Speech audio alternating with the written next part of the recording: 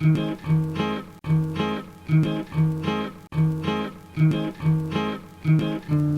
is Design Matters with Debbie Millman from DesignObserver.com. On this program, Debbie Millman talks with graphic novelist Chris Ware about how Charles Schulz, George Harriman, and Art Spiegelman figured into his life and career, and why empathy is fundamental to his work. When I was in school, some of my teachers told me, like, oh, you can't write about women because then you're colonizing them with your eyes or whatever. And that seems ridiculous to me. I mean, that's what writing is about. It's about trying to understand other people. Here's Debbie Millman. Chris Ware has a new book out. Or kind of. The book, Building Stories, is really a box. It opens up to reveal 14 beautiful little objects, sort of like the future relics of the printing industry. There are broadsheet newspapers, a comic strip, a pamphlet, a magazine, a hardcover, a board game, even a little golden book with that shiny binding. Each object contains a story about the inhabitants of the same 3-story Chicago brownstone, from an amputee on the 3rd floor to a bee in the window box. There's no real chronological order to the series, no beginning and no end. It's an ambitious book, more than a decade's worth of work, and it's already being called a classic. Chris Ware, welcome to Design Matters. Thank you very much. Thank you for inviting me. So, is it true that when you were a child, you connected so deeply with Charlie Brown that you sent him a Valentine? That is true. Yes, I did. I just felt really bad that he'd never got any Valentines, so I made him one and gave it to my mother to send to him, and she put it in the place where all letters that are addressed to fictional characters go, which I'm not exactly sure where that is, but clearly he never received it. But it's a testament to Charles Schulz's power as a cartoonist and artist that I think he's able to and was able to instill that feeling in readers. And I've said this before, but I think he's the first cartoonist to ever create a sense of empathy in his readers for his characters. And you were born in Omaha, Nebraska, where I understand that you were first inspired by reading Peanuts paperbacks in your grandmother's basement, where you had an unlimited access to 1970s television, and also a local neighborhood cartoonist who worked for your grandfather at the Omaha World Herald newspaper. That is true, yeah. There was a cartoonist who lived down the street from us named Hank Barrow, who I think originally was from Louisiana, and he's an incredibly talented artist. He drew with a brush and sort of a loose, I don't know what a good approximation would be, maybe kind of Walt Kelly or Will Eisner. I'm trying to think of somebody that people would understand. And I started taking piano lessons before we had a piano in our house, and he and his wife, Kay, used to let me come by and practice on their piano. And then he would draw pictures for me and just kind of entertain me. And I'd take me up to his drawing room, and I saw his drawing table. He's a very kind of a salty guy with a gravelly voice who smoked all day long. He was bald and had like a handlebar mustache, just a really kind of affable, friendly character.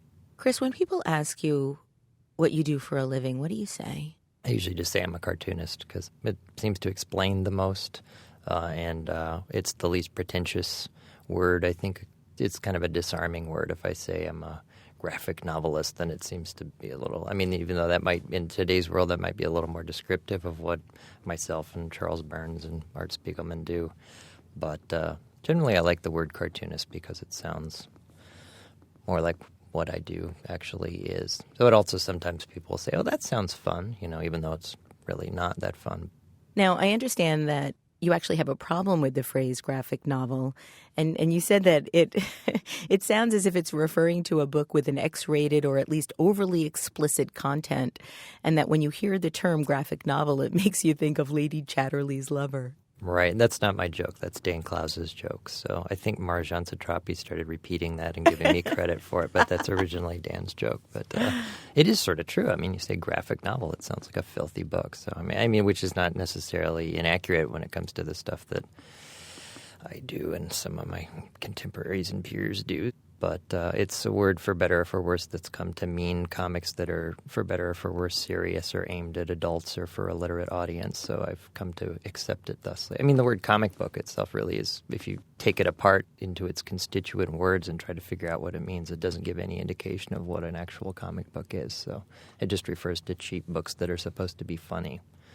So I have some old minstrel songsters from, I think, about 1840 or 50 that have advertisements on the back for comic books, and that is referring to a song pamphlet of joke lyrics. So I don't know how the word eventually came to mean collections of comic strips, but it did. So When did you first realize that you wanted to be a cartoonist? when I was a kid, certainly. I remember when I was around 11 years old, I submitted some pages to this Charlton comic book that I, for some reason, thought was soliciting submissions, but I'm pretty sure that wasn't the case. I just already early on was deluding myself, but I can distinctly recall thinking, if I could only have my own comic book, then I would be happy. So, wow. And did they ever respond to your submission? No, they didn't, which is, it makes perfect sense. I was 11 or 12, so. I used to go visit the World Herald with my mom when she would go in on the weekends to work on a story or something, and pass by the guys in the art department. There was this really nice guy named Mike Drummy, and he'd be in there working on an illustration that was due the next week or something. And just watching these guys work and how deftly they work, and they seemed to be kind of in control of their world in a way that appealed to me. And it seemed like a fun job. And I liked the smell of the printing presses and the sound, because all the printing presses were on the first floor, and the whole building kind of rumbled when they were running. So I understand, getting back to, for one more moment, that you said that a comic strip is good for telling jokes and for looking down on characters. But in Charles Schulz's work, you always felt through his characters, and that his work had no beginning, no ending, just a feeling. And as I was going through all of your books, and especially reading Building Stories, I felt very much the same sense, that there was no beginning and no ending, really, just a supreme level of feelings. Well, it's very nice of you. Thank you. Well, yeah, I actually don't remember saying that about Charles Schulz, but I guess it sounds... I mean, when you're only dealing with 4 panels, it's a very kind of a small chunk or slice of reality, and of course he was dealing with jokes. But there is something... I mean, there's something about comics that it's convenient for telling jokes, because you as the reader are safely placed above this little world of people saying things to each other and or being mean to each other. And I think starting in the 1960s, cartoonists started to figure out ways of telling other things with comics and creating other emotions. I mean, for a long time, and maybe it's almost still the case, it's the only art form that anybody would come to expecting a very specific emotional reaction. You don't watch a television show expecting to be angry, or go to a movie expecting to feel sad. But I think, comics can produce and communicate the same myriad of emotions that any other art form can. Well, it's interesting that you say that, because I know that when you won the Guardian First Book Award, you stated that as a cartoonist, one isn't used to be taken seriously. Mm-hmm. And have you found that you've had problems with people taking your work seriously? It was probably a whiny thing to say, and I regret saying it now, but it's still, at the same time, it was true at that time. It was starting to change right around then, and I don't think it's legitimate really to say anymore. I think over the past decade, certainly cartoonists have come to be taken more seriously, probably simply because the people who have been reading our stuff have aged right along with us. So, but when I was in graduate school, I had some teachers who just assumed, because what I did was printed, they assumed that it was done for somebody else, that it was under the direction of somebody else, or that I was being told somehow to do it, or that it was being done purely to make money. So sometimes it was a little difficult to somehow communicate, no, I'm just writing these stories myself. First of all, you don't really make money as a cartoonist. It's not something anybody should go into to make a living at. The big bucks. Yeah, right. It's just not going to happen. So, but at the same time, I had some wonderful teachers who were extremely encouraging, and at the same time, too, in art school, it was difficult sometimes to find teachers who would actually read a story. They'd be more apt to look at a page or consider it compositionally, or even consider how it was printed, rather than, well, it's also a story. It's intended to be read. There's a lot of press being written about you now with the introduction of building stories in the marketplace. And in a recent New Yorker article, you were asked about your upbringing, and you stated that you were a real nerd, and that you kept to yourself. You were afraid of being punched in the hallway in between classes, waiting for your male body to arrive, which you feel never really quite did. Well, yeah, it's true. It's a good thing this isn't television, so yeah. Well, and then you sighed in the article, and you continued and said, it's a story that most cartoonists can tell. We're endemically nostalgic people who turn our lives over and over and over again, trying to figure out how we went wrong and fix things or control them, make sense of things. Mm-hmm. And I'm wondering, Chris, has your work helped you make sense of anything? I don't know. That's I guess I should say it should, and I feel great now. I mean, I guess in a way. What has it helped you make sense of? I guess there's, maybe there's somebody wrote me a letter once. I don't remember who it was, sadly, but they accused me of rewriting my own childhood and going back in time and trying to protect this a memory of myself somehow. And when I read the letter, I thought, well, that's really mean. And then an hour later, I thought, well, that's exactly what I'm doing. They're exactly right, In what way were they right? Well, that is sort of true. I think at least for my generation and maybe Charles Schulz as well, there's something about maybe it's a certain measure of control or of sitting at a table and looking back on one's life and turning things over and over again. I find that when I'm inking especially, I will enter the zone of remembering perceived past whatevers that, it's whether they're true or not, they're still alive in my consciousness. And I think from what I've read of interviews with Charles Schulz, he felt sort of along similar lines. He was very attached to memories of his childhood and kept all his yearbooks and kept track of what his friends were doing and what they'd gone on to. And of course the fact that we all know who the little red-haired girl is and was, and the fact that he felt spurned and that's almost become a part of American myth now is kind of interesting. So. Now, in addition to the Peanuts, I understand that you loved Crazy Cat. Mm-hmm. And when you were attending the University of Texas in Austin, you and your friend John Keene would drive to small town antique stores looking for old newspapers with the strip. Mm-hmm. What did you love most about Crazy Cat? Early on, the thing I liked about it most is that I just simply couldn't figure out what it was about.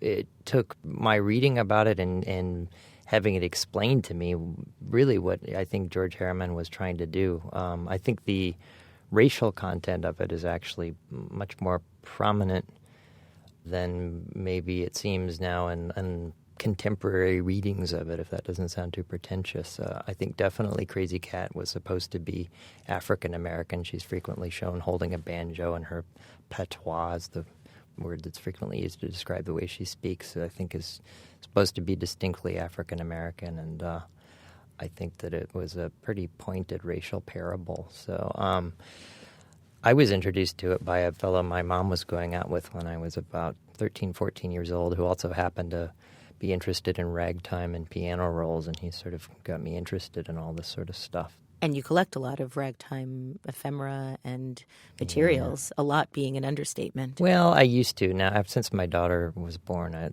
I don't really anymore. But it was more just an attempt to try to understand that particular time in American history is sort of shrunk through the lens of the 1970s when I was growing up. Anybody who's my age is intimately familiar with ragtime and Scott Joplin because it was everywhere when we were kids. So. And how would you say, if at all, Crazy Cat influenced your work?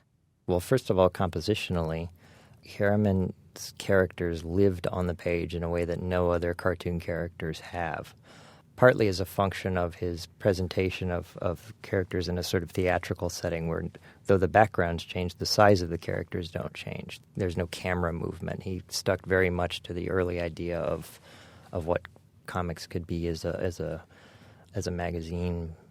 But even if you go back to the 1880s and Victorian comics, there's no sense of a camera that comes in later in the 1930s and 40s.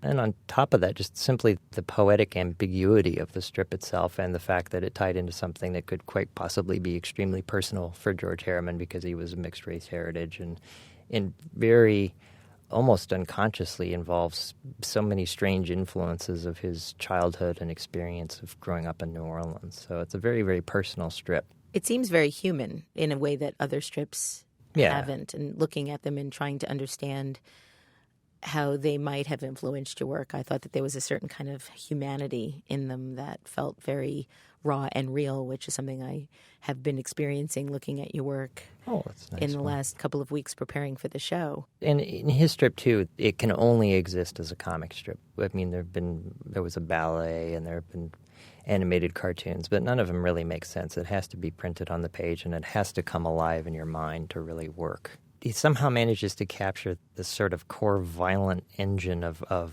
vaudeville or something to express these deep human truths about wanting to be loved, and there's something about it there that's, you can't really put it into words, which is what makes it so great. It just is what it is. It's its own unstable aesthetic molecule.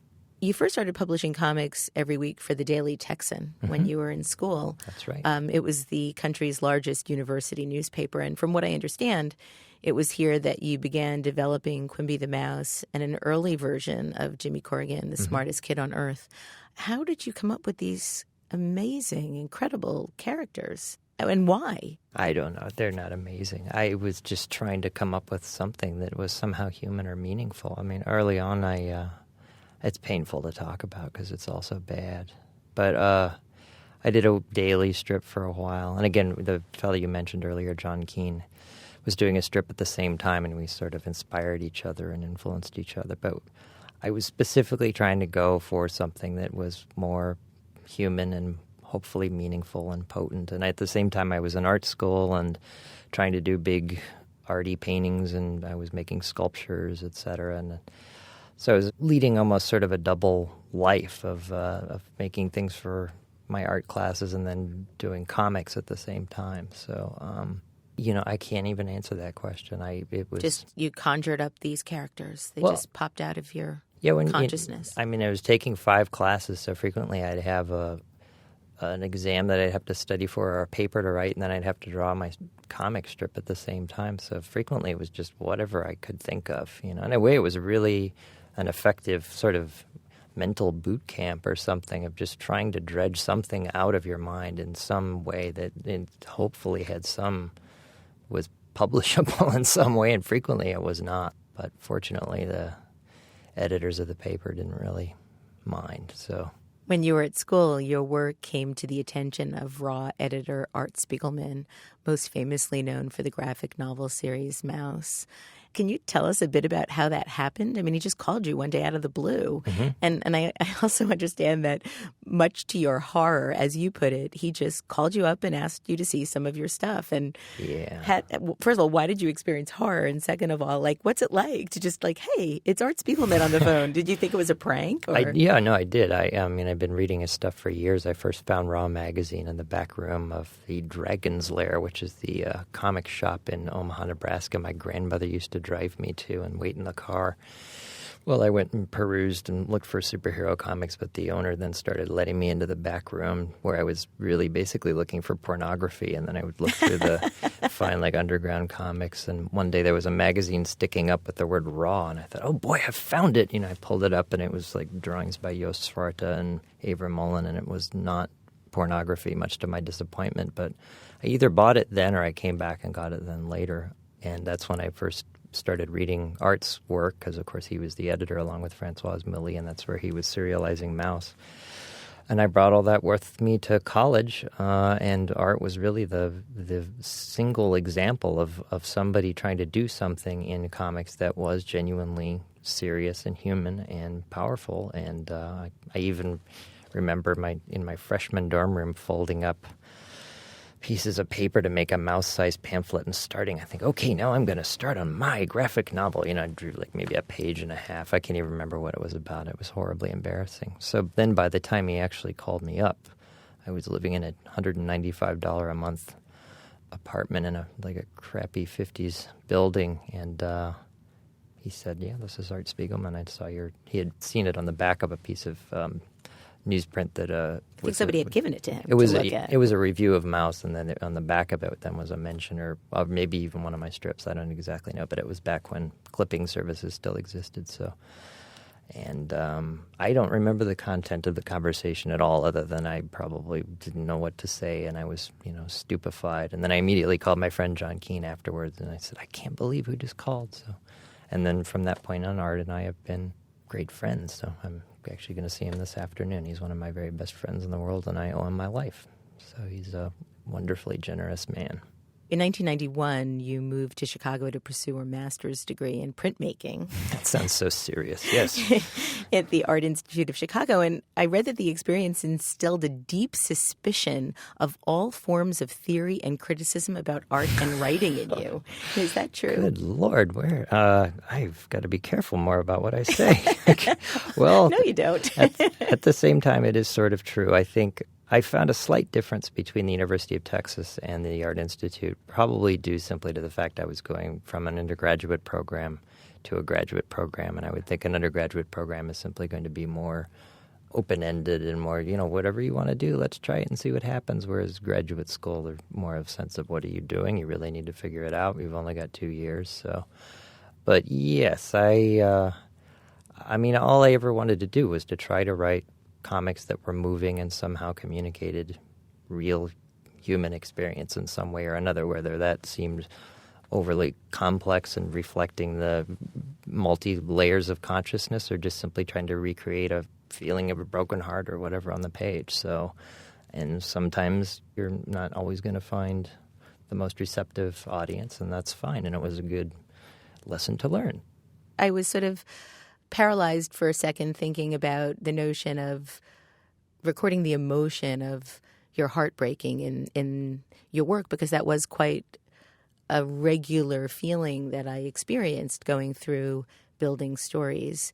And so I want to talk a little bit about building stories. It's hard to refer to as a book because it feels like it's so much more than a book. It's 14 individual pieces that tell the remarkable interlocking stories of the residents in a Chicago apartment building. Mm-hmm. Hard to imagine how that's going to work on Kindle or an iPad. Yeah, I don't think it will. And these pieces contain the story of the lives of these normal people, mm-hmm. not particularly remarkable in any way. Mm-hmm. Was there a strategy for how you decided what piece was going to be a book, what piece was going to be booklets, what was going to be the board game? Somewhat, but not really. I mean, mostly it was just what felt right to me as I was working on it. Originally, I thought that the book would be fragmented along the lines of the characters within the building itself, but as it became clear that the book was seen entirely through the consciousness of that one character, then I decided to let it go more in that direction. So all of the stories that seem like they're told objectively are actually told through her, and in some cases are actually creative writing projects that she does for a creative writing class. So that character... Is that described anywhere? It's not described, but it's implied. There's a section where she's taking a creative writing class, yes. And one of the members of the creative writing class directly criticizes a particular strip that either the reader might have read or is just about to read. So, but the main character is deliberetely left unnamed. She's an amputee. Mm-hmm. What made you decide to create her as an amputee? So she has 1.5 legs. When I was in school, I think, or maybe I'd shortly gotten out of school, I saw a woman waiting for the bus who was an amputee, and I started thinking about what was her life like, what kind of person would she be, and I found myself thinking about her a lot, and I thought, well, maybe she'd be an interesting character. And on top of that, when I was in school, too, some of my teachers told me, like, oh, you can't write about this or that. You can't write about women because then you're colonizing them with your eyes or whatever or something in it. And that seems ridiculous to me. I mean, that's what writing is about. It's about trying to understand other people. So really that's what it comes from, is trying to understand other people, but also try to do it in a way that's somehow empathetic and that isn't so... I didn't want to make a big deal about it either. She's such a rich character, and it's interesting because you have the 3 women that are prominent in the building. Mm-hmm. There was never a question in my mind about the notion of understanding a woman's perspective. It felt extremely real from a woman's perspective, remarkably so. Well, that's very in fact, nice the only real male perspective is our bee, mm-hmm. our friend Branford, right. Branford the bee. Oh, how embarrassing. I mean, Phil is a nice man, the amputee woman's husband. Their daughter Lucy, Miss Kitty, is amazing. The couple on the second floor, that's a very sad story, the couple on the second floor. And then the old spinster lady is very sad. In fact, I was talking to Emily Oberman about you and asked her, if you had to ask Chris one question, what would it be? And she wrote back, why so sad? I'm not trying to make it sad. I'm trying to capture a feeling of life as I've experienced it, and I don't intend it to be sad. But I mean, life is generally long stretches of waiting or doubt or anxiety or nervousness, and in my own case, sometimes sadness too, and that's part of life. I'm not trying to shy away from it. I'm not trying to make it exciting either. I just want it to feel real. So, but I'm not trying to be ultimately very depressing or to bum people out as those younger than me might say. So, I really, really admire the movie Tokyo Story. I think it's my favorite movie, and I realized, I think maybe the second time I watched it, that he had captured this feeling of life that we spend so much of our time trying to tamp down and repress, that suddenly I was feeling this sort of, I don't know what the word would be, maybe kind of heartache or profound sense of empathy or wanting to be good in some way that I remember feeling as a child all the time. And then as I became an adult, somehow I figured out ways of repressing it or setting it aside and somehow making it through life without having that be at the forefront just because it became too difficult to deal with. And I think, if I could even just get 1/1000% of that into what I'm doing, I'd feel that I'd somehow succeeded at what I was aiming for. Well, I think it's more than 1/1000%. I think that one of the most remarkable characters in building stories is the building itself. And the building has its own soul. The building loves the pitter-patter of pink feet and keeps track of how many people live there, how many pregnancies, removed radiators, squashed bugs, telephone calls, orgasms, punches, screams, breakfasts, and so on.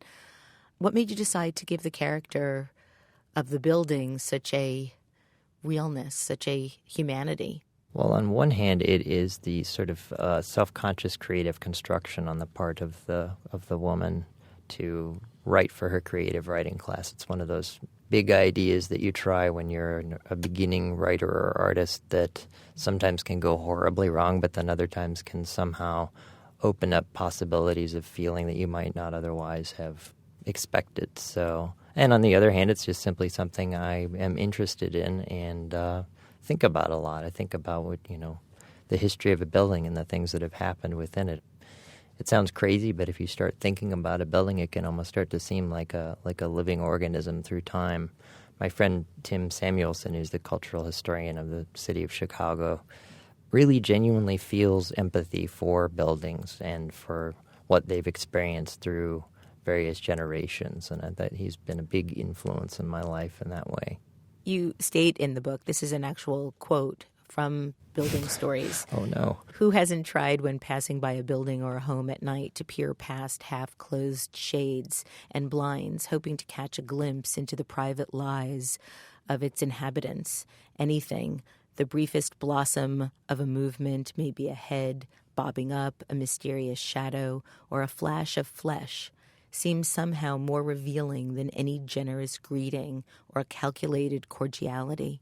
Even the disappointing diffusion of a sheer curtain can suggest the most colorful bouquet of unspeakable secrets.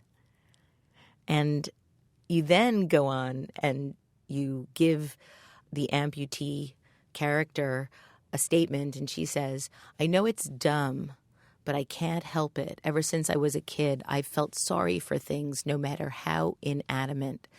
I would get so carried away, I'd hug a table leg or kiss a chair goodbye. I'd compulsively dare myself to grant a personality to anything and everything. Do you do that in real life? I used to, yeah. Me too. Yeah, yeah, I used to kiss the television at Christmas time when there were, those holiday specials on, because I know I wouldn't see him again for a year. So I kissed Mr. Rogers. You did? I Oh, did. That's wonderful. He's one of my great heroes. Fred Rogers was one of the greatest Americans who lived in the 20th century. So yeah, I loved him and I kissed him on the television. That's very nice. I'm sure he would appreciate that. There's a wonderful interview with him. It's a documentary about him where he's being asked about what he was trying to do, and he answers the question in this incredibly, I can't even put it into words, where he says there is a sacred space between the television and the children's eyes that cannot be violated. And he says it with such dead seriousness and conviction that you realize that is his whole life. I don't think anybody's worked in that medium before or since that had that.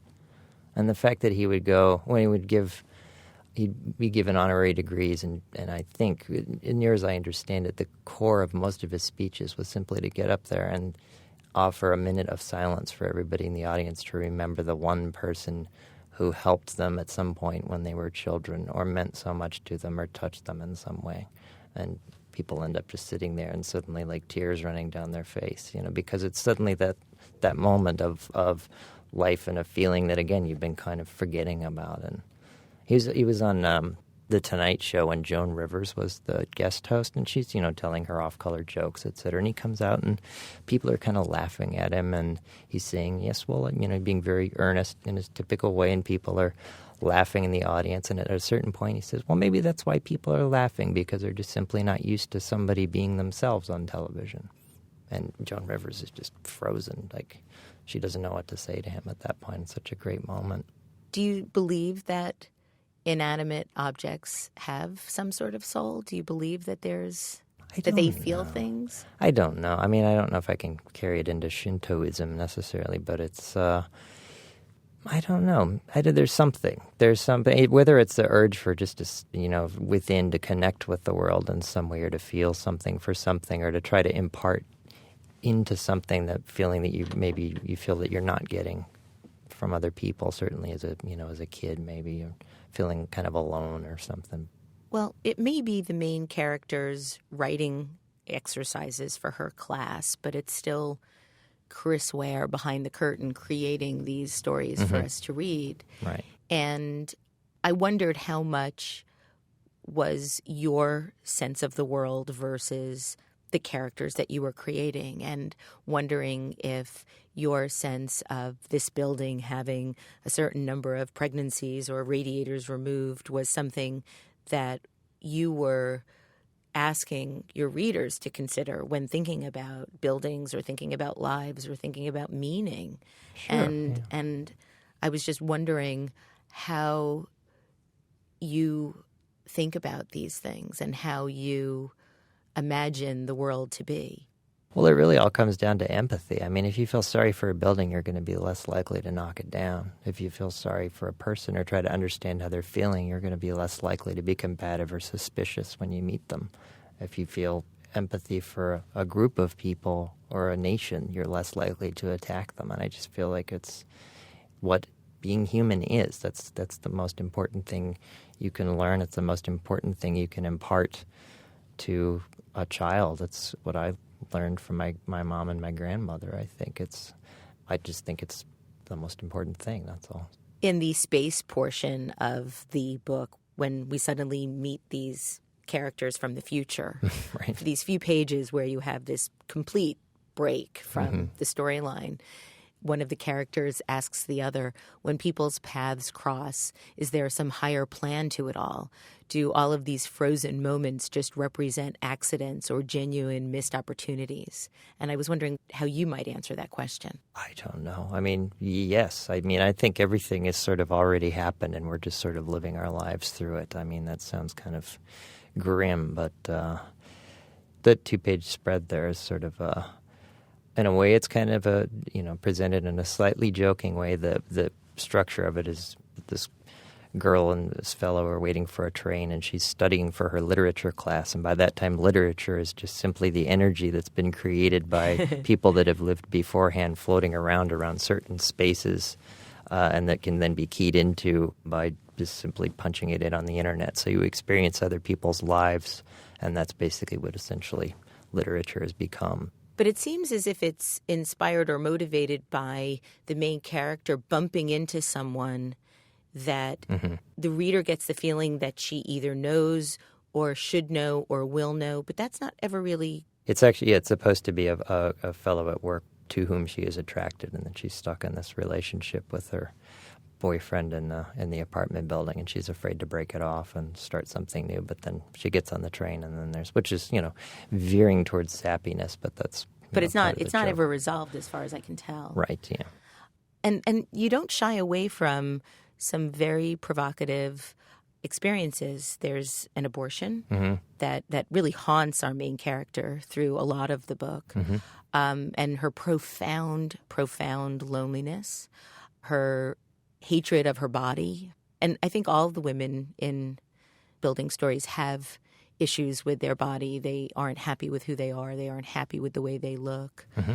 Except Lucy. Lucy feels a little bit more confident. She does feel like she's pretty, and she has I suppose. Well, she's about she's only little, 5 right? 5 or 6. So.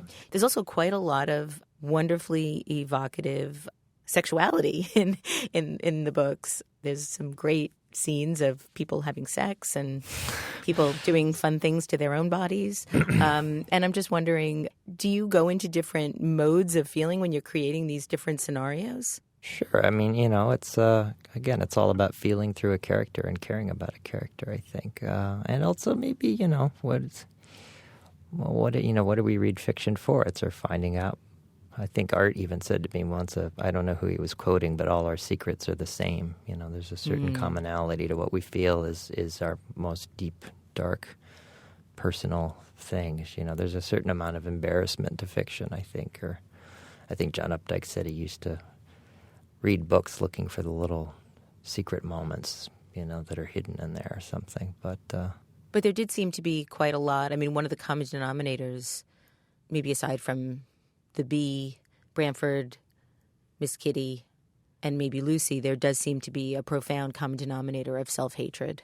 Yeah, well, that's probably my problem, because, of course, as the book is filtered all through her consciousness, so fundamentally it all comes down through mine, so what's that about, Mr. Ware? Come on. I don't know. It's just a personal problem, I guess. It's probably not polite to discuss it in mixed company. It's something I want to discuss it just a little bit, because it is such a big part of what I've learned about you through my research. And there's one quote here that I'll share. I think this was in the recent New Yorker piece, although I'm not 100% sure.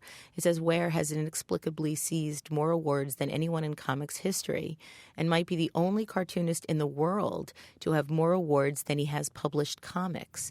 Yet, big yet here, I read that you get upset when people bring this up. If you were building a Chris Ware, if you were constructing the most celebrated cartoonist of the past couple of decades, drawing up the plans for an Oak Park illustrator, so routinely referred to as a genius that the accolade is more like fact than opinion, the first thing you would need is doubt. Preferably self-doubt, but uncertainty, self-flagellation, humility verging on delusion, any of these would work. So why so sad? Well, it's not sad. It's just, I'll look at my pages when I'm done with them. I'll think, oh my God, that looks terrible. How could I have drawn that? Or why did I do this stupid story? Or it fell flat, or it didn't work, or, I don't know. It's just the way I feel. I don't, it's, it would be really kind of nice sometimes to occasionally feel slightly confident about what I do, but and there might be moments sometimes where I feel like something came out not as bad as I thought it did, but for the most part it doesn't. So I just hope for the best. I try my hardest. That's about the best I can say. But I do very much envy writers who seem to not feel that way. So I don't know too many writers that don't feel that way, and I'm wondering if that's just something about writers and creating anything that's moving. I think part of what is so moving about Building Stories is the relatable humanity. This sense. As I mentioned earlier, that all of the women have pretty severe body issues, but I don't know many women that don't. Yeah, my wife had said at one point to me when I was asking her about it and talking to her about it, she said, "You have no idea of how many times a day women think about themselves or think I'm, too much this or not enough that." She said it's probably every, few seconds or so. And she said it's kind of an assault, that it's just something you learn to live with starting in your adolescence. So what made you decide to create Branford the Bee? I'm not exactly sure if I can say what made me decide, but the books themselves in the story are supposed to be stories that the main character tells to her daughter at night, like bedtime stories. But the books themselves then sort of try to sum up those kind of weird possibilities of veering off into territory that's probably not necessarily appropriate for a child, but sometimes can creep into a story or you have to cut off when you're telling a story to a kid. Every morning when I would take my wife, she's a Chicago public school teacher, science teacher, and I would drop her off and then take my daughter to preschool and then later to kindergarten and then first grade. I would tell her stories, and sometimes I would just dread it. I'd think, "Good Lord, what am I going to do today?" It was like doing a daily comic strip again, and I would frequently just be working from the seat of my pants. And as I was telling these stories, I would have to kind of think ahead and make sure I'm not, killing people as I'm driving the car. And my mind would be going off in all kinds of different directions of things that I really, would not tell her, obviously. So. And then other times things would creep in that maybe she wouldn't quite understand, but somehow would just be a way of me alleviating the tension of trying to amuse my child while I'm driving her to school. So that's the formal idea behind it. Originally, the character appeared as part of there's a 4-panel screen, I guess, for lack of a better word, that sort of sums up all of the characters in the building. And the bee is trapped in the basement of the building itself, and the main character lets the bee out. And strangely enough, that actually happened to me, but a year after I wrote the story. Really? Yeah, I was in my basement. I went down, and there's this giant bumblebee banging against the window, and I had to let him out. So wow, talk about a higher plan. Yeah, just pure coincidence. I mean, bees and insects get stuck in houses and they need to get out. So, and I thought it was a kind of a funny idea to try to write something from the standpoint of an insect. Well, not just an insect, but Branford is really the only male voice in building stories. I mean, you do hear from Phil, you do hear from the second floor angry man, and certainly the fathers that pop up in and out. But Branford is the only fully fledged male character.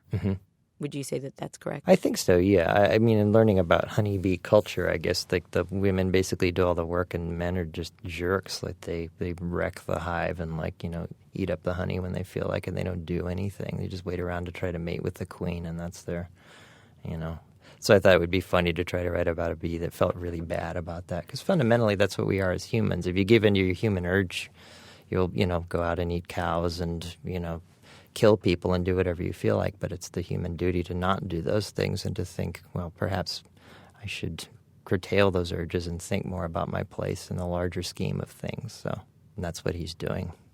So. He's a wonderful, wonderful character. Oh, well, that's very nice of you. And I mean, fundamentally, that's what you try to do as a parent when you're telling stories, too, is to provide some sense of a moral compass to a child in one way or another, however awkward and messed up it may be, while at the same time weird things coming out in your storytelling that you don't necessarily want your kid to hear. So I want to talk to you a little bit about one of your other books, one of your early books that I actually felt could be very much a part of building stories, and that's Lint. Okay. Jason or Jordan Lint, depending on what age he is. Right.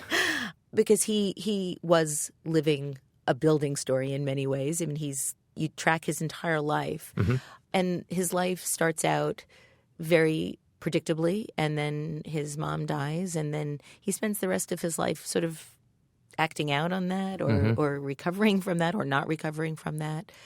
And it's very much got a beginning, a middle, and an end. And that was the big difference I felt from building stories, where because you don't know where to start and where to end, it could start and end anywhere. And there really isn't a formal end for our main character, certainly. Was Lint the first time you really started thinking about the arc of a lifetime?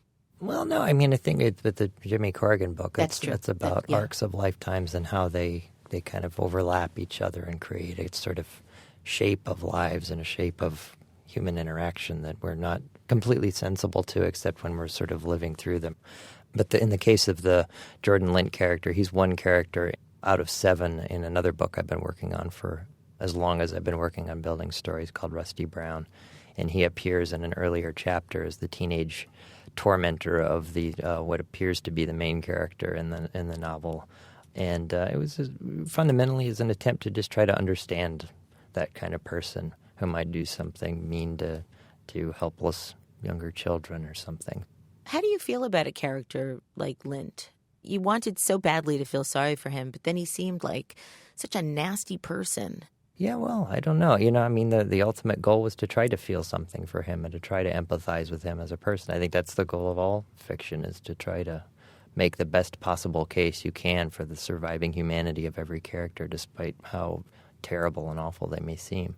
Do you like the characters in building stories? Does that matter to you? Yeah, no, I do. I definitely like them. Even Angry Man on the Second Floor? Sure, yeah. I mean, although it is very sad when he runs after his girlfriend by the train and misses her. Yeah.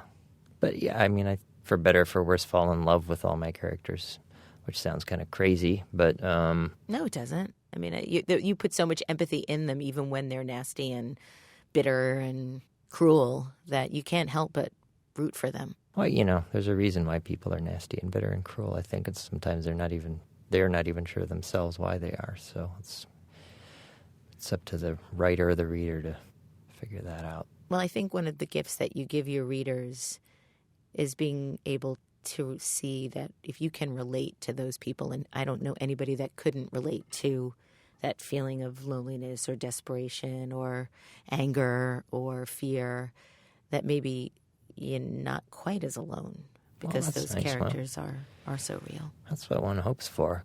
I want to present what, life feels like to me, but also hopefully present something that seems hopeful and kind of optimistic. I'm not trying to be negative.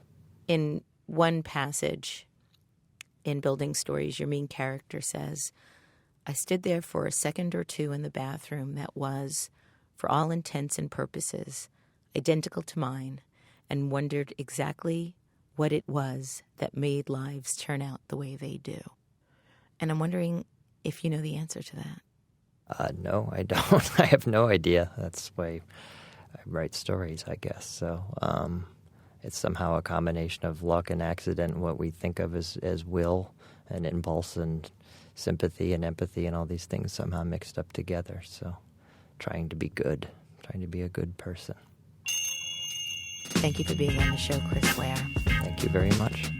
To learn more about Chris Ware, visit drawnandquarterly.com. For an obsessive, exhaustive, magnificent collection of Chris Ware's work, visit acmenoveltyarchive.org. I'd like to thank you for listening, and remember, we can talk about making a difference, we can make a difference, or we can do both. I'm Debbie Millman, and I look forward to talking with you again soon. Design Matters with Debbie Millman is recorded at the Masters in Branding Studio at the School of Visual Arts in New York City. It is produced by Curtis Fox Productions, with technical assistance by Rainey Ortica and research by Jeff Close and Lisa Grant. The show is published exclusively by DesignObserver.com. You can subscribe to this free podcast in the iTunes Store.